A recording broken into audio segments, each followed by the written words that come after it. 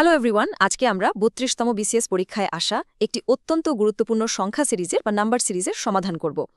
আপনারা যারা চাকরির প্রস্তুতি নিচ্ছেন তাদের জন্য এই মেন্টাল অ্যাবিলিটির প্রশ্নগুলো সলভ করা কিন্তু একদম গোয়েন্দাদের রহস্য সমাধানের মতোই উত্তেজনার।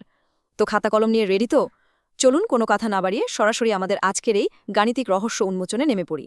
স্ক্রিনে দেখতে পাচ্ছেন আমাদের আজকের মূল রহস্য ৩২তম বিসিএস পরীক্ষার হুবহু সেই প্রশ্ন। খাতায় লিখে ফেলুন তো সিরিজটা ৩, ৭, ৪, ১৪, ৫, ২১, ৬ আর এরপরের খালি ঘরে কি বসবে? একটু ভালো করে খেয়াল করুন তো এই সিরিজের দিকে। সংখ্যাগুলোর ওঠানামা কি চোখে পড়ছে? প্রথমে দেখে মাথাটা একটু ঘুরে যাওয়া স্বাভাবিক, তাই না? আমরা যদি সাধারণ কোনো যোগ, বিয়োগ বা গুণের নিয়ম মেলাতে যাই তাহলে কিন্তু কিচ্ছু মিলবে না। ৩-এর পর ৭, আবার হঠাৎ কমে ৪। এই সিরিজটি লক্ষ্য করলে দেখা যায় এখানে সংখ্যাগুলো একবার বড় হচ্ছে আবার ছোট হচ্ছে। এই অদ্ভুত এলোমেলো ওঠানামাই কিন্তু আমাদের বলে দিচ্ছে যে এখানে সাধারণ কোনো সিঙ্গেল প্যাটার্ন কাজ করছে না। আর এখানেই আসে আমাদের সমাধানের টার্নিং পয়েন্ট। এর মানে হল এখানে দুটি ভিন্ন ধারা বা ডাবল সিরিজ পর্যায়ক্রমে কাজ করছে। এই ধরনের সিরিজকে বলা হয় মাল্টিপল সিরিজ। নামটা শুনেই নিশ্চয়ই আন্দাজ করতে পারছেন এখানে আসলে একটা নয় বরং দুটো ভিন্ন ধারা একই সাথে অল্টারনেট করে চলছে। মানে একটা ধাঁধার ভেতরেই লুকিয়ে আছে আরেকটা ধাঁধা।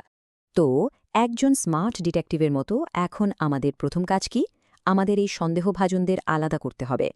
আমরা পুরো সিরিজটিকে দুটো আলাদা ট্র্যাকে ভাগ করে ফেলব। বোঝার সুবিধার জন্য আমরা খাতায় বিভিন্ন রঙের কলম ব্যবহার করতে পারি। মনে করুন, ট্র্যাক ক হল আমাদের বিজোড় অবস্থানের সংখ্যাগুলো আর ট্র্যাক খ হল জোড় অবস্থানের সংখ্যাগুলো।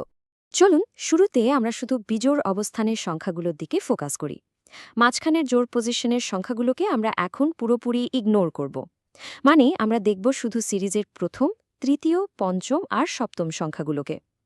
আপনারা যারা খাতায় লিখছেন তারা কলম দিয়ে এই বিজোড় পজিশনের সংখ্যাগুলোকে সুন্দর করে গোল দাগ দিয়ে মার্ক করে নিতে পারেন।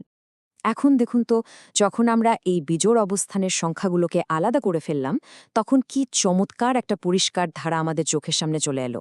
প্রথম ধারাটি হল ৩, ৪, ৫, ৬। কি এখন তো ধারাটা একদম পানির মতো সোজা মনে হচ্ছে, তাই না? এই ট্র্যাকের লজিকটা কিন্তু খুবই সিম্পল। এখানে প্রতিটি সংখ্যা আগের সংখ্যার সাথে ঠিক ১ করে বৃদ্ধি পাচ্ছে। যেমন ৩ যোগ ১ সমান ৪, ৪ যোগ ১ সমান ৫ এবং ৫ যোগ ১ সমান ৬। ব্যাস, এই প্রথম ট্র্যাকটি নিয়ে আমাদের আর কোনো কনফিউশন নেই। চলুন এবার দেখি আমাদের দ্বিতীয় ট্র্যাকটা কিভাবে কাজ করছে। এবার আমরা আমাদের ফোকাসটা শিফট করব বাকি সংখ্যাগুলোর দিকে, অর্থাৎ সিরিজের জোড় অবস্থান, দ্বিতীয়, চতুর্থ আর ষষ্ঠ সংখ্যাগুলোর দিকে।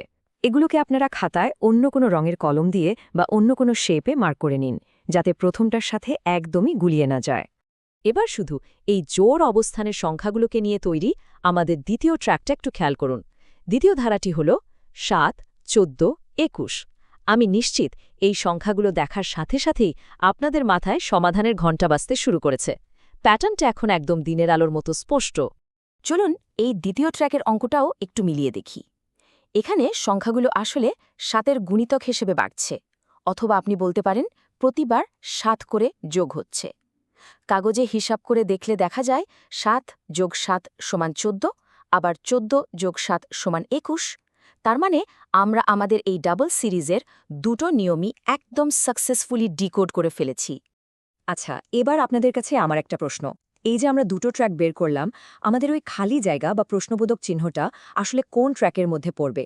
ট্র্যাক ক নাকি ট্র্যাক খ? একটু মাথা ঘাটান তো। একদম ঠিক ধরেছেন। যেহেতু আমাদের শূন্যস্থানটি অষ্টম অবস্থানে, মানে একটি জোড় অবস্থানে আছে, তাই এটি অবশ্যই আমাদের দ্বিতীয় ধারার বা ট্র্যাক ক্ষয়ের অন্তর্ভুক্ত হবে। তাহলে একটু ফ্ল্যাশব্যাকে যাই। ট্র্যাক খতে বা দ্বিতীয় ধারায় আমরা কোথায় শেষ করেছিলাম? জোড় অবস্থানের সর্বশেষ বা ষষ্ঠ সংখ্যাটি ছিল ২১। এই ২১ই হল আমাদের পরবর্তী সংখ্যা বের করার মেইন চাবিকাঠি। আমরা কিন্তু একদম শেষ পর্যায়ে চলে এসেছি। আমাদের এখন শুধু একটা ছোট্ট ফাইনাল ক্যালকুলেশন করতে হবে। আমরা জানি আগের সংখ্যাটি ২১, আর আমরা এটাও জানি যে এই ট্র্যাকের নিয়ম হল প্রতিবার ৭ যোগ করা। তাহলে আমাদের সিম্পল হিসাবটা কি দাঁড়াচ্ছে? ২১ যোগ ৭। সুতরাং সঠিক উত্তরটি হল অপশন বি, ২৮। খেয়াল করে দেখুন, একটা জটিল আর এলোমেলো মনে হওয়া ম্যাথ পাজলকে যখন আমরা লজিক্যালি ভেঙে ভেঙে অ্যানালাইজ করলাম তখন সেটা কতটা সহজ হয়ে গেল। পরীক্ষার হলে এই ডাবল সিরিজের ট্রিকটা জানা থাকলে গ্যারেন্টি দিচ্ছি আপনার আর কোনো টেনশনই থাকবে না। আসুন সম্পূর্ণ সলভ করা সিরিজটা একবার দেখে নেই। 3, 7, 4, 14, 5, 21, 6 এবং সবশেষে আমাদের অ্যান্সার 28। এখানে দুটো ভিন্ন রঙের ব্যবহার দেখলেই বোঝা যায় কিভাবে দুটো আলাদা ধারা একসঙ্গে মিলে এই মাল্টিপল সিরিজটা তৈরি করেছে। একটা ধারা 1 করে এগোচ্ছে আর অন্যটা এগোচ্ছে 7 করে। ভিডিওতে আমরা যেভাবে বিভিন্ন রঙের ব্যবহার দেখালাম, আপনারা যখন নিজে নিজে অনুশীলন করবেন তখন এই বিভিন্ন রঙের কলম ব্যবহার করবেন। এতে করে দর্শকদের মতো আপনাদেরও ধারা দুটি আলাদাভাবে বুঝতে অনেক সুবিধা হবে। আশা করি আপনারা সমাধানটি খুব ভালোভাবে বুঝতে পেরেছেন। তবে শেষ করার আগে আপনাদের নতুন শেখা এই স্কিলটা একটু টেস্ট করার জন্য একটা ছোট্ট চ্যালেঞ্জ ছুড়ে দিচ্ছি। যদি পরীক্ষায় এই একই সিরিজের পরবর্তী আরও দুটো সংখ্যা অর্থাৎ নবম এবং দশম অবস্থানের সংখ্যা জানতে চাওয়া হতো, তাহলে আপনাদের উত্তর কী হতো? একটু ভেবে এই প্রশ্নটার উত্তর নিজেই বের করার চেষ্টা করুন। আর আপনাদের পরবর্তী যে কোনো প্র্যাকটিস এক্সামে এই মাল্টিপল সিরিজের টেকনিকটা কিন্তু অবশ্যই অ্যাপ্লাই করবেন। তো আজকে এই পর্যন্তই। নতুন কিছু শেখার এই জার্নিতে সাথে থাকার জন্য অনেক ধন্যবাদ।